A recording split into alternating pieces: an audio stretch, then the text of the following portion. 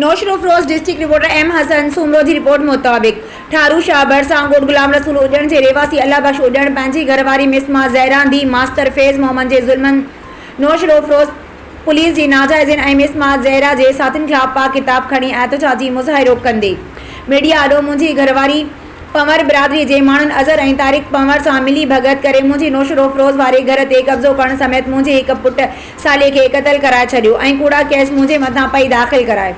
जॾहिं 26 तारीख़ ते मुंहिंजी हाज़िरी कोर्ट में हुई मूं वारी घरवारी DSP ऑफिस में मुंहिंजे ख़िलाफ़ कूड़ियूं कंप्लेनूं पई करे जॾहिं त हिननि जी कूड़ियुनि दरख़्वास्तुनि ते पुलिस मूंखे तंग पई करे जॾहिं त मुंहिंजो हिकु पुटु असद जेको हिन जे ज़ुल्मनि खां घर छॾे लापता थी वियो आहे जंहिंजो किथे पतो नाहे। मां काफ़ी मरतबा इंसाफ़ लाइ नौशरो फिरोज थाणे ते क़ुरान पाक खणी वियसि पर पुलिस नौशरो फिरोज मूंखे धिका ॾेई कढी छॾियो। मूंसां को बि इंसाफ़ नथो करे। काफ़ी मरतबा SP ॾांहुं बि वियसि पर इंसाफ़ जी का बि उमेद नाहे। हिन चयो त मूंसां इंसाफ़ नथो थिए उल्टो कूड़ा केस दाख़िल कया वञनि था ऐं मूंखे मुंहिंजी घरवारी पंवर बिरादरी जे माण्हुनि मथां क़तल कराइणु चाहे थी।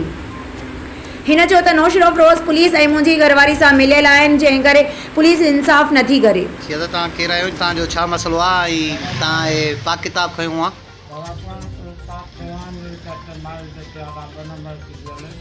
केरु? तव्हांजी घरवारी आहे मसमात ज़ुरा।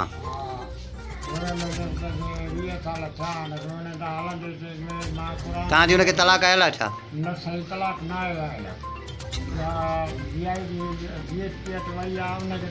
कहिड़े DSP वटि?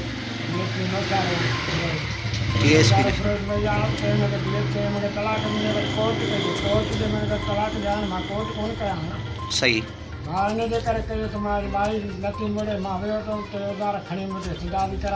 कहिड़ा कहिड़ा आहिनि उन्हनि में माण्हू जेके किथां जा आहिनि? SP पंवर जे ॻोठ जा आहिनि।